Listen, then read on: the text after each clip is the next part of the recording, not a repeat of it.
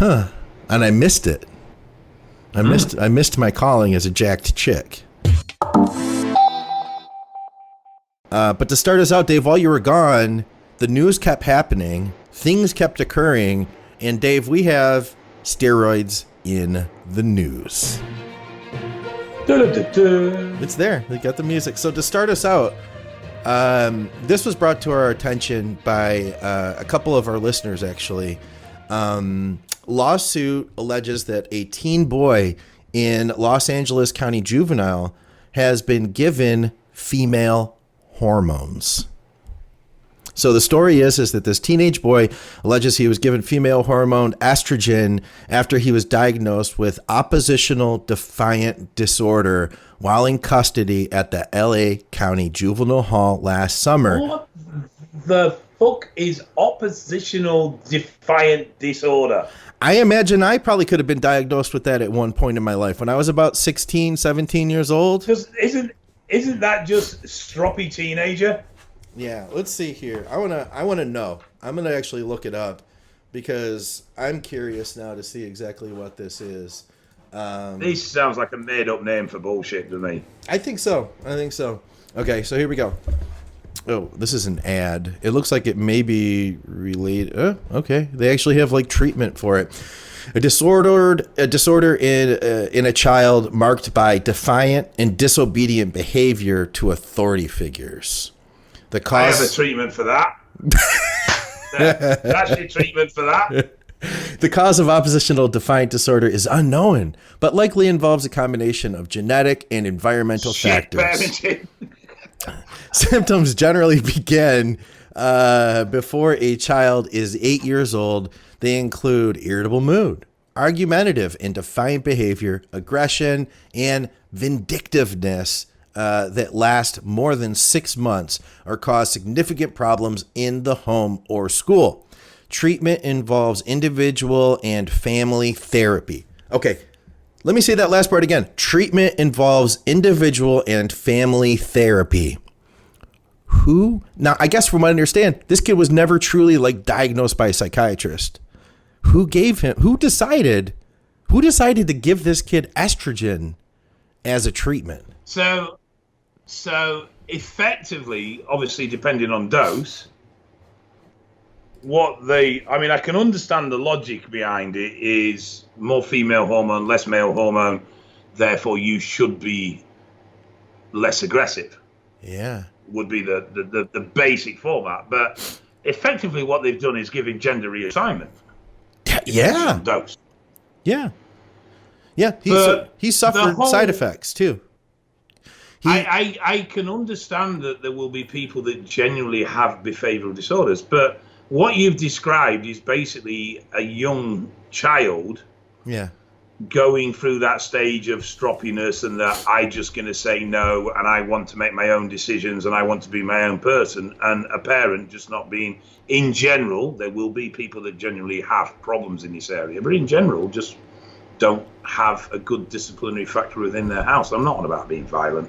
Yeah, I know I did do the slapping thing earlier, but just the fact that, you don't make your kids accountable for the behavior. Yeah. I mean, to me, that's similar to ADHD. Not in the sense, ADHD, I know before everyone starts, well, I've got ADHD and it's this, I know. I'm not saying that. What I mean is, what they're describing as symptoms is what a lot of people would associate as somebody having ADHD. Huh. Yeah, I can see that too. So the kid got gyno. That was one thing. He was prescribed estrogen to treat behavioral health issues. I guess that he suffered pain. He got gynecomastia. He noticed it. His family noticed it during visitation. The other kids noticed it. They fucked this kid up royally. If he didn't have problems before, he sure does now. If he took enough estrogen, he might have got fucked properly. Because he'd have been a lady. Dave. Dave. Edit that out. No, it's in. It's in. Too late. I'll put like a drum roll thing to it. You suck. But, surely, because the endocrine system is sensitive not just to elevated testosterone, but it's also sensitive to elevated estrogen. Yeah.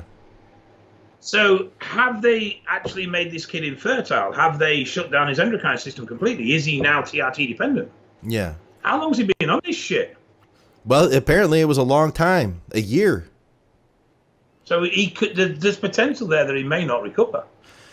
Oh, God, no. And he's going to need surgery. They said that once he came home, they said he is not the same, that he is suffering with severe depression. Not to mention... Yeah, they messed him up, man. How logically do you think that hormone manipulation is treatment for a behavioral disorder that is probably deep-rooted in psychology? Right. I mean, does it say, is there any testing? Was there any testing? Did he have abnormally high levels of testosterone or anything of that nature? They did say that he had higher levels of testosterone. But they don't define what higher was. No, yeah, and that's not in this article either. I read that somewhere else. I don't remember them ever like testing my testosterone when I had behavioral issues when I was a kid. You know what I mean? Like this was not a psychiatrist that conducted this. If I had behavioral issues as I was a kid, I just got slapped. Yeah, right.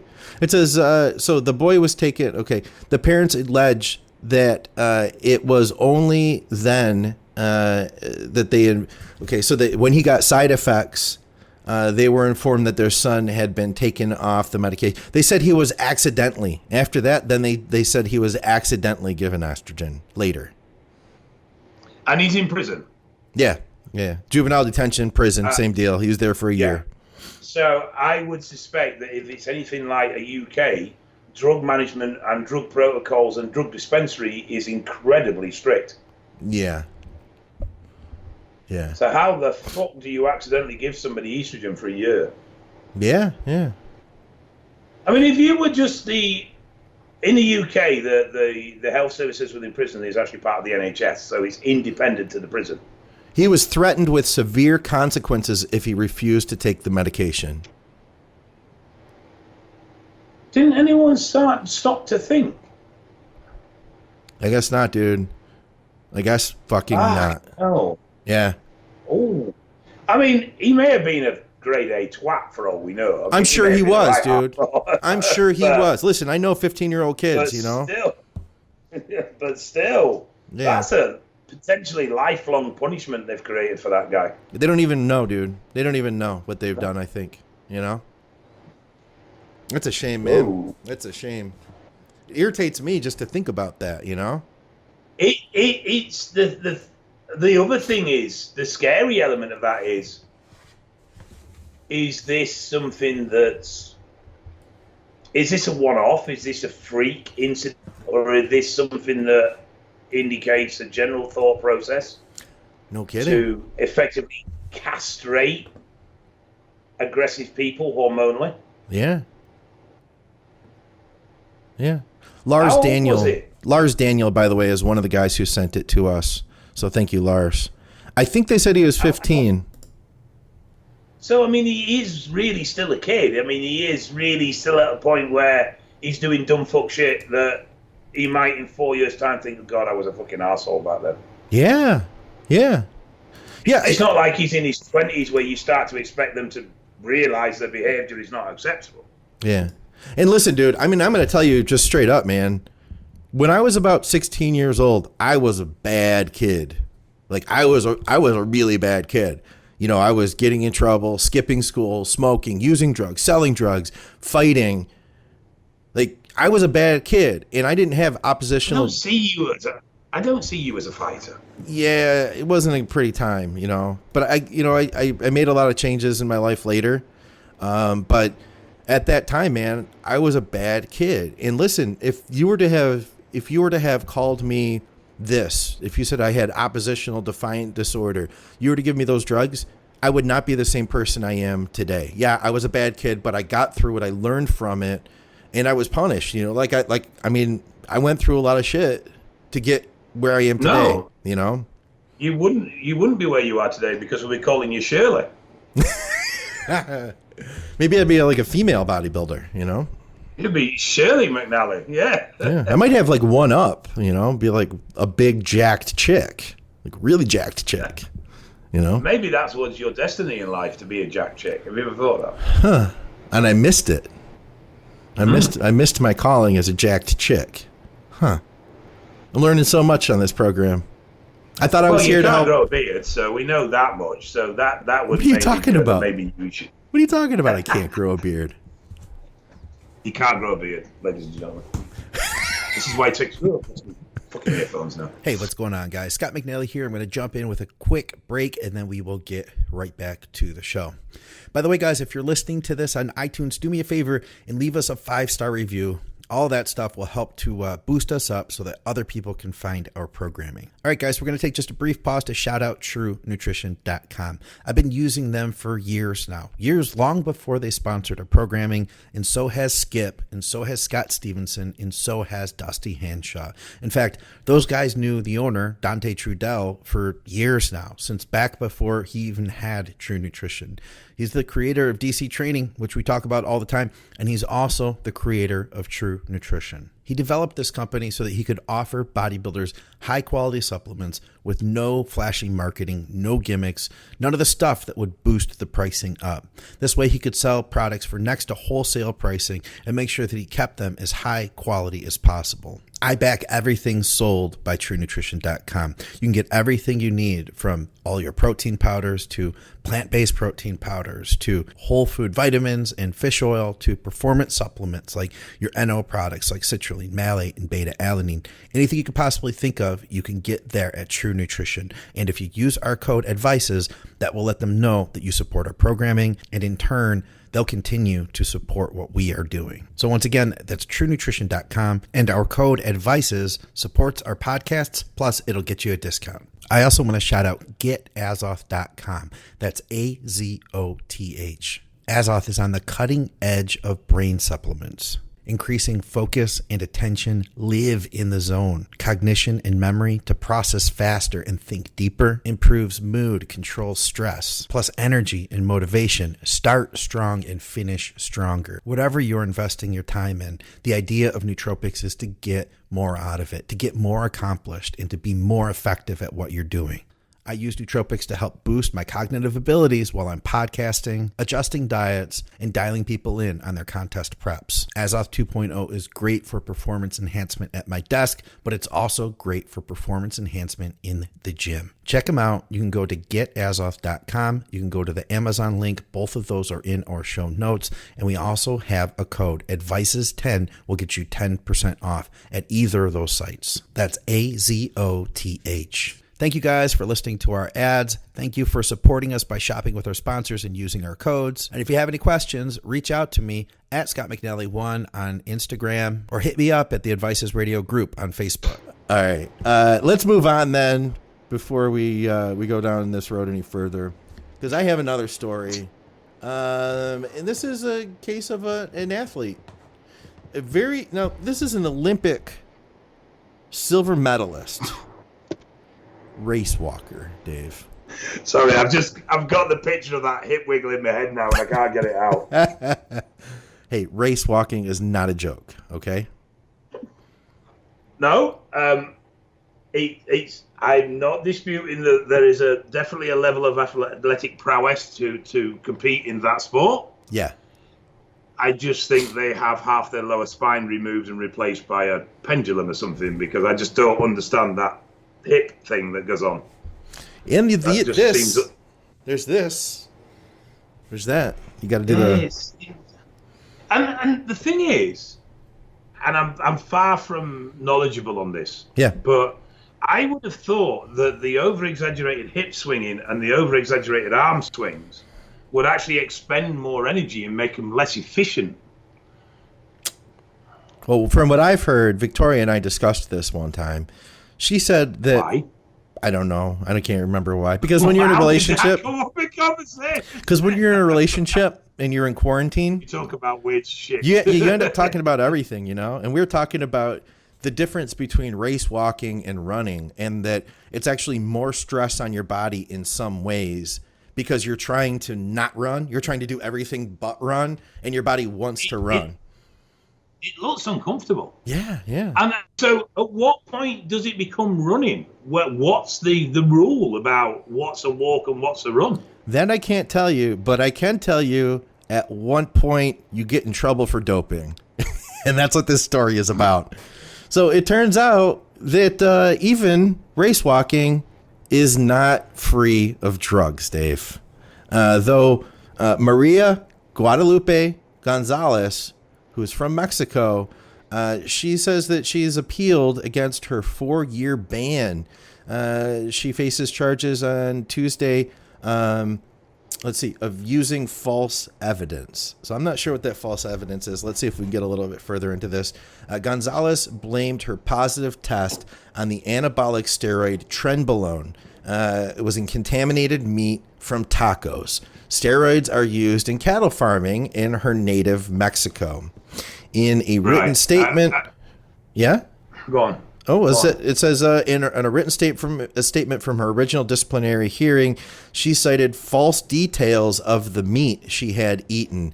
Athletes who prove they had ingested doping, a doping product can avoid a ban. So she may have actually. It sounds like she actually was lying about what she did, and I don't know how that works. But they're saying the situation around her Tren positive was a lie. So I want to know where she gets her tacos from. Yeah, no kidding. Me too. Because how much fucking meat is in those tacos to bother to transfer enough Tren to fail a piss test? And I wonder how much I need to take to keep my levels. How often was she eating tacos to get to that level? Yeah, I feel like if you're an Olympic race walker, you better be on a stricter diet than tacos. Yes. It smells like, most definitely, bullshit. It's definitely not a sport I would have thought I could see it being a sport for painkiller abuse. Yeah, I could see that. Yeah. I wouldn't be, when people say Olympic sports and doping, definitely walking is not one that jumps to mind, and not Tren either. No. I could even see low-dose MPP or DECA because of joint impact and obviously that weird hip wiggle that's going to knacker your spine. But I just don't see Tren. I could see anything you would use for running to be beneficial. Like, I know that a lot of them, they like Winstrol, or I could imagine Anavar would be even a better choice, But, yeah, Tren doesn't strike me. So, in a way, I could almost believe her then because of that. Like, why would she take Tren? But why would you have... But the method of administration is just... I mean, if that's the case, then I am moving to Mexico and I am starting a diet of tacos. This does happen, though, doesn't it? Didn't you defend a guy or talk to a guy? No, I never defended a guy. There is evidence of metabolites passing through the food chain, yes. Right. We've discussed that before. To be fair, what we'd need is actually results. But I just really can't see a test failure from an ingested taco. Yeah. It's even with the best steak in the world in that taco, there's not going to be a huge amount. Yeah, that's the thing. I guess I feel like a street taco, you only get a couple ounces of meat. If that. Yeah. Huh. Well, you know what they say, if it smells like shit and looks like shit, 9 times out of 10, it's shit. Yeah. And I find this a bit dodgy. I really do.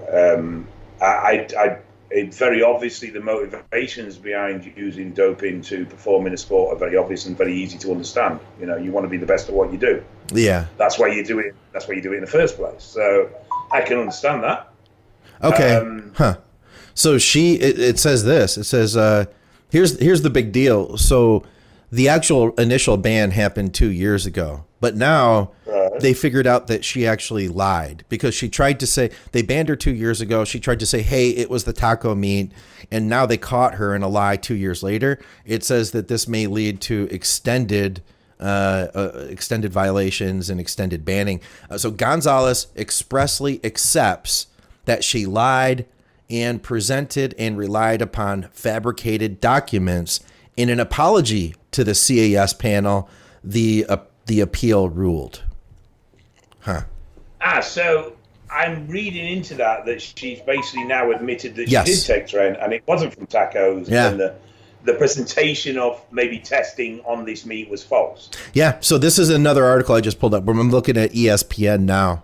The AIU, which prosecutes cases in track and field, said it now charged the athlete with a second violation of tampering.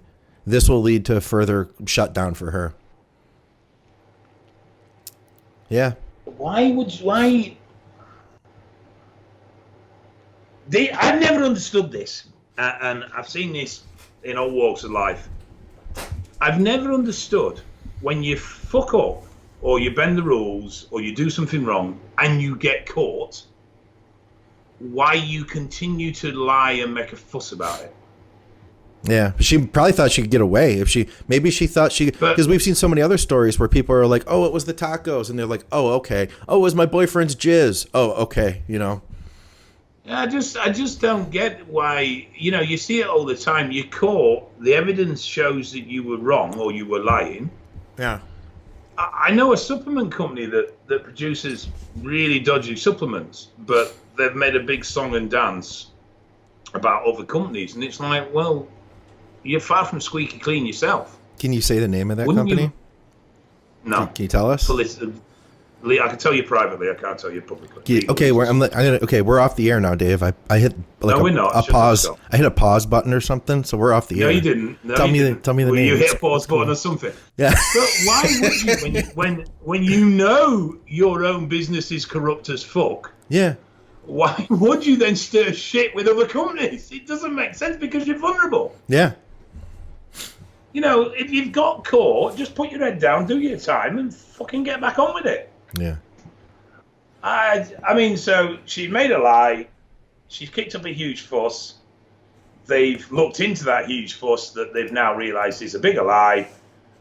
And so she's doubled the time she's going to be banned for. When she could have been back hip swinging next Olympic Games. Right, exactly. That's about it. All right, guys, we've got a couple more segments here to get to. We'll start out with this question. If you guys have any other questions, feel free to put them up. We can either take them today or we can take them in the next episode. We had a question come up on the previous episode. This is posted over there on the feed itself, asking about Yohimbine. Do we have any experience with Yohimbine? What do we think about it as a fat burner?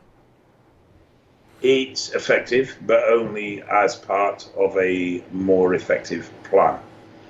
It's not, drugs like DMP and ephedrine and clenbuterol, they can help with fat loss despite diet. Whereas Yohimbine will only really add to an already effective diet. I'd argue that, I would argue, okay, you're right. I would argue that it still does take, with Clen at least, you're not going to get that much. Like, you're not going to, no matter what you take even, really. You know what I mean? If you don't have the diet right, that's got to be critical, But my point is the chemical solutions do have an element of patching over holes in a diet. They can definitely smooth over ripples in a poor diet. Whereas stuff like Yohimbine, L-carnitine is another one. They are really effective if your diet's on point. But if your diet's not on point, you're really going to be wasting your money. I got you. So it is an effective product, and it's definitely a product I would recommend to use, but only if you know you're on point. I'm a big fan of using Yohimbine with Clen, personally. It's not something I've ever really looked at, so I will bow to your experience on that one, sir. They work differently. They're like, they work differently, so they kind of they work complement each other. Yeah, they complement each other. So instead of using two things that work the same, I would rather use two drugs that work in a different fashion, and then get kind of a third benefit. Now, from what I understand, it works really good with estrogenic fat loss. And for that reason, Okay. it could be really good for female disposed fat loss, like in the hips, in the glutes, stuff like that. Okay. There's more of the beta 3 receptor or whatever there. And, don't ask me the science, but I've used it with my natural girls as well as enhanced. And I have seen a decent effect. I understand that it does work better. Have you heard this, Dave, that it works better with a carbohydrate diet versus a low carbohydrate? Okay. Yeah, I've heard that before. I have seen it work, though, with low carbs. So I will say this. Here's one thing I will notice, some real world experience. Some people do great with it. Some people do terrible with it. I do terrible with it. I used to do okay when I was younger. Anymore, though, it doesn't break down in my system. So 5 hours later, 7 hours later, I'm still getting nasty side effects. It's not fun. So you can either do really good. Go ahead. What sort of side effects? Elaborate, please. Okay. What sort of side effects? Side effects as in really like feeling cold, clammy, feverish, anxiety, just feeling like a piece of shit, basically. Probably the way you feel on a daily basis, I'm guessing. I feel like that.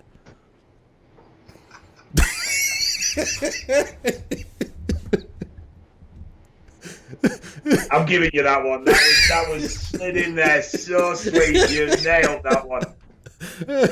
Oh, my face is turning all red. I'm not even going to retort. No, you've got that. Nil point. Thank you. No, seriously though.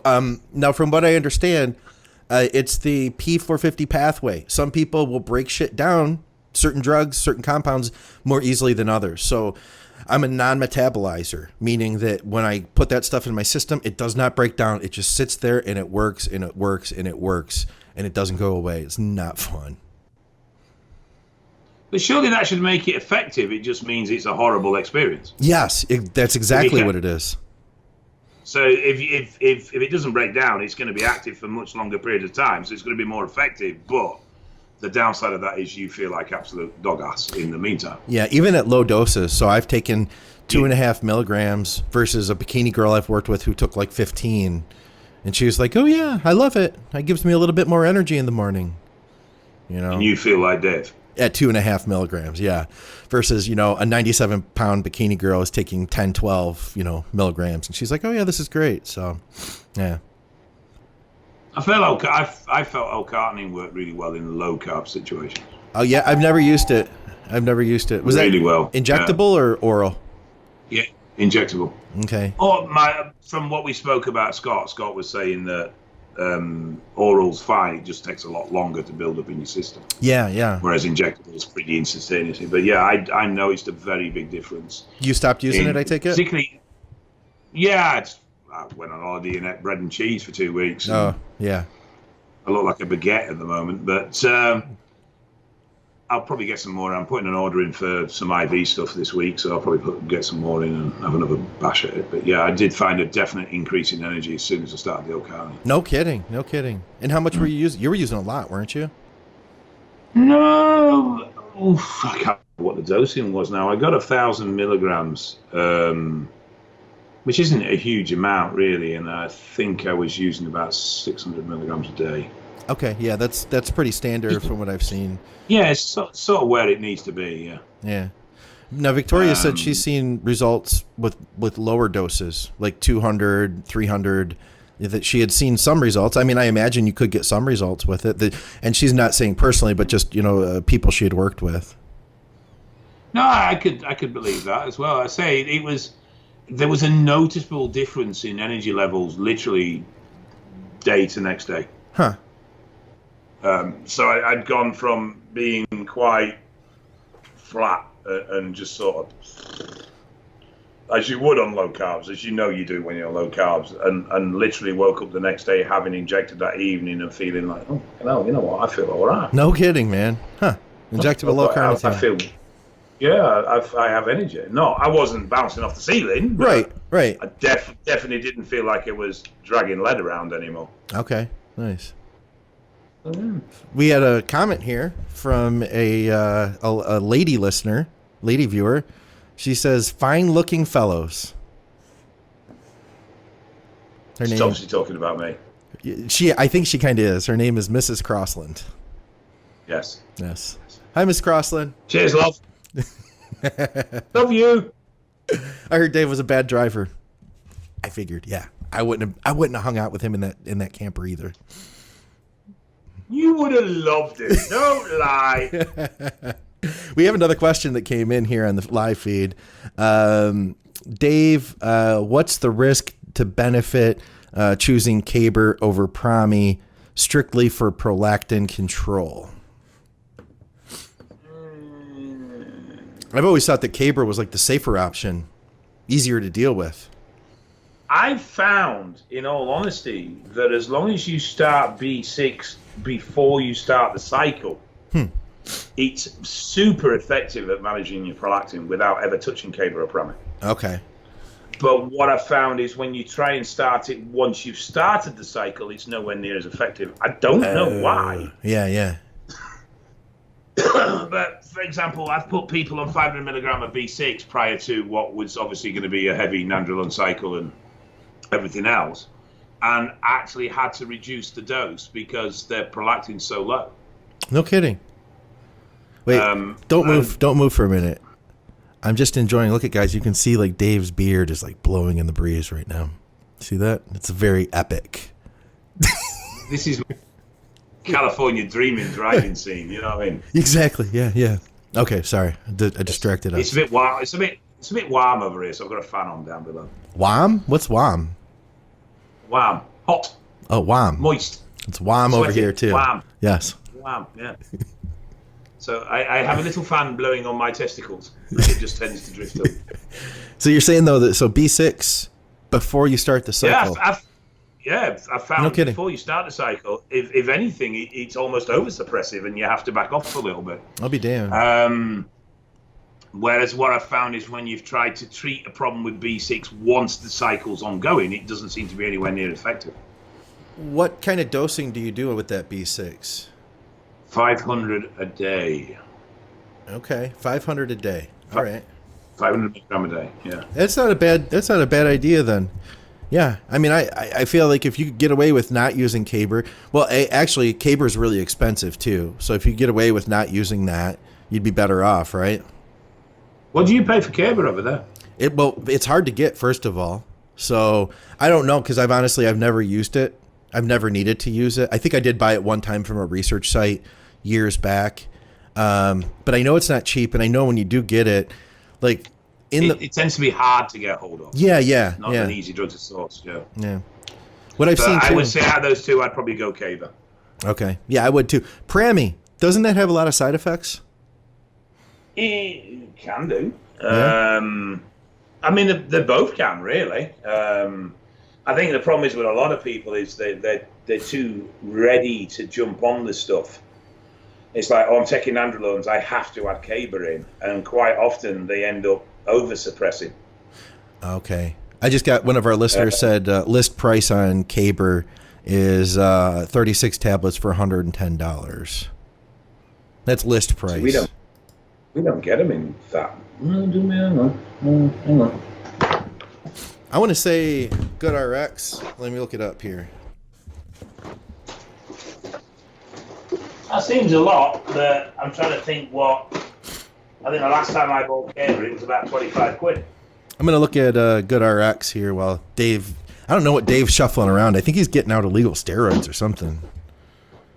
I thought I had an old bottle of Caber kicking around, and I wanted to see how many tabs were in it because I don't think it was 36. Yeah, it looks like for us it's a lot. We can get it in tablets. So listen to this. Our dosing is you can get 0.5 milligram tablets here. And that's what we normally get. That you can either buy 4, 8, 12, 16, or 24 are your quantities. 16s, I'm sure we generally get 16s, either 8 1 milligrams or 16.5 milligrams, and it's about 25 quid a bottle. Okay, so this actually, you can get my best price using the GoodRx app. It's just like an app where they give you coupons. My best price, you can actually get 16 tablets for $38. Normally, that's not bad. Normally $66. So, on sale. Yeah, not a bad deal. Yeah, Go ahead. It is hard to source over here. It is not an easy drug to get over. It's real sensitive too. So if you go to like we have our what do you call them, the compounding pharmacies, they don't even sell it there because they can't handle it. It has to be sold in like a dark vial, and you can only, like, whenever they sell it, it's like very specific. I think the shelf life is lower on it. It's very sensitive. So it's very light sensitive, yeah, definitely. It's got to be stored in a dark, cool place and all that crap. Yeah, and that's one of the reasons I think that there can be issues with it for research companies, that they can break it down more easily than, say, some other compounds, like Prami. So, yeah. Yeah, I've never used Prami, but I've heard nasty stuff about it. It seems to be a lot harsher, more stress on the body completely from using it, whereas Keva seems to be much more easily handled. Yeah. But to be honest, over here, you'd struggle to get Prami. Okay. You don't see it, but you don't see it very often at all. You'd have to go to like a research site. Even then, you don't see it over here. All right, I'm going to go to our final segment of the day, Dave. Okay. And we're going to learn how to speak some English with Dave Crossland. Well, the first thing we're going to start with is holiday. You mean vacation? No, holiday. Holiday, like Christmas, 4th of July, No. which everybody celebrates 4th of July year round. Everybody around the world. You go... Right? You go on holiday. Don't you guys take a not vacation? Vacation. Wait, No, we go on holiday. but don't you take a holiday on the 4th of July to celebrate the founding of our country? No. Are you not patriotic? We should celebrate. We should celebrate getting rid of you fuckers. To be fair, but Look at fireworks to say goodbye. Yeah. yes. Let's set fire to them. Let's just send rockets at them. There we go. Yeah. So go on. What have we got to learn English today? I know what we were going to talk about. We were going to talk about slang terms for the police. Yes. Ooh, and we just got a comment too from Bob Brown saying, Dave, that you look 100% healthier now than you did a year ago. Congratulations. Well, that wouldn't be hard, really. I looked half dead a year ago. Yeah. So we had Phil Walker, listener on YouTube. Shout out to Phil. Phil up. He says the busies. What's the busies? Yes, the busies is the police. The busies. Huh. You could also refer to them as pigs. Pigs. We say pigs. Well, we weren't supposed to, but we do. We say pigs. The filth. The filth? The filth. The filth. That's a nasty one.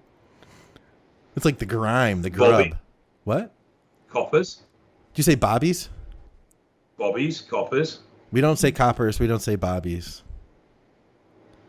5-0. 5-0. We say 5-0. I think you guys got that from us, from like the... Yes, I think we did from the Americanisms of like stuff like Hawaii 5-0. Oh, yeah. Yeah. I was thinking gangster rap, but yeah. The popo? The popo. How about, let me think if there's any of them that we have. The fuzz? The fuzz. That's like a term we used to say in the 60s, I think. Same with coppers. Yeah, coppers would be like even older, like the 50s. Like an old gangster would be like, the coppers are here. Well, that's probably because you were still speaking English back then and you weren't speaking too much Americanese. George White throws in the feds. That's a special kind of cop. Yes. Yeah. Well, you have federal police, where we don't, but we refer to police as feds. Oh, okay. So we don't have federal. Yeah. Huh. I suppose the most common term would be pigs. Yeah. Pigs. Yeah. That's a really nasty one too. I don't think they like that when you call them that, Dave. Do they? I think they're used to it now. Probably. And then police cars would refer to as marmalade sandwiches. That's a mouthful of words there. Yeah, it's not something that's commonly used, but because it was a white car with a yellow stripe and then a white car, it was white bread, marmalade, white bread, so it was a marmalade sandwich. Oh, we don't have the yellow. That's like a cab for us. We have black and white. Mm-hmm. Although nowadays they don't even do the black and white. They just have like non-discriminate looking sedans or SUVs that have no decals on them. And they get out and just start beating your ass. Yeah, we have unmarked cars the same, just regular vehicles, but with a siren and light set up on. Yeah. In fact, in the Lake District or heading up towards the Lake District, going through Skipton and that way, which will mean absolutely nothing to you. Of course but not. it's a popular route for motorbikes. Okay. And the obvious fun that comes with that. Okay. So they actually had a pair of Subaru Imprezas all kitted up like street racers. Really? As police cars. No kidding. Cars, yeah. So they could catch the bikers speeding. Here's some other slang terminology. In Australia, they're known as blue heeler. Okay. Never heard of that. I've heard of boys in blue. Boys in blue? Sure. Heard that. The Firm. I've heard them referred to as the Firm because they're the biggest gang in town. Yeah. Oh, wow. So if you go to Wikipedia, if you put in list of police-related slang terms, they actually have it broken down by letter. Like, you go down the list, you can click, like, M, because there's so many slang terms for police. How about... So what are the American ones? You know what? I'm trying to think if there's any that would be... Let's see. So we have 5-0. I'm reading the list here. Smoky, dick, pig, cop, gumshoe, the man. Gumshoe? The man. Yeah, I think a gumshoe that's more... is what? Wouldn't the man be more of a sort of hippie 70s just term for anyone who's a governmental official? I think so. Like the man's after us. Yeah. They have. What about the Men in Black? That's a movie, isn't it? No, they're real. They're real? Aliens walk upon us. I'm going to try to look for one more page. I can't think of anything. I just think of cops. That's like all I say. I guess I'm pretty boring. I'm trying to think of what other... Oh, there you go. Sarny. There's a good English word. Sarny? Sarny, yeah. Like a siren? No. Sandwich. Oh, okay. Dibble? You can have butter or you can have sarny. Feds. There's the Filth. I never heard of that one. The Filth. That sounds like a band. We're going to see the Filth on Friday night. Front row seats. What sort of music would the Filth be? Probably like some sort of, I don't know. You could get their shirt at Hot Topic, though. It'd be like, yeah, it'd be grunge type stuff. I think they'd have like a little bit, like the ends of their hair dyed, and they'd be like 14-year-old girls that listen with pierced noses and stuff, and they'd be shopping at Hot Topic. The Filth. Popo. See, I was more thinking of dreadlocks, but a white guy. And sort of grunge type band, you know. Real loser guy that like you wouldn't want dating your daughter. I don't want to be so judgmental, Scott. That's just not fair. Okay. Everybody has a right, you know. Yeah, to date your daughter though. They can have her. Give her away. If they're going to take her from you. All right. Well, listen, guys. We can use more questions on the next episode. So if you're watching this on YouTube, then do us a favor, leave us a comment. We're getting the show back on track here. I'm here with Dave Crossland, of course. You can go to crosslands.org.uk to write some nasty emails to him. Yes. If you have any feedback for the show, Scott's very poor and annoying interviewing technique and his poor editing as well, if you want. Yeah, That's what it's all. Yeah, Dave wrote some feedback on the last episode, which I much appreciated. Thanks, Dave. It wasn't me. If you guys do have any questions, though, for real, post them up. Post them up wherever. We'll get to them at the next episode. Any slang terms, and thanks for everybody who's been posting us up some drugs in the news stuff. But for another episode of Drugs and Stuff with Dave Crossland, I'm Scott McNally. Guys, hit the like button if you haven't subscribed yet. Do us a favor, hit that button as well. Hit buttons. Start hitting a bunch of buttons, and we'll see you next time.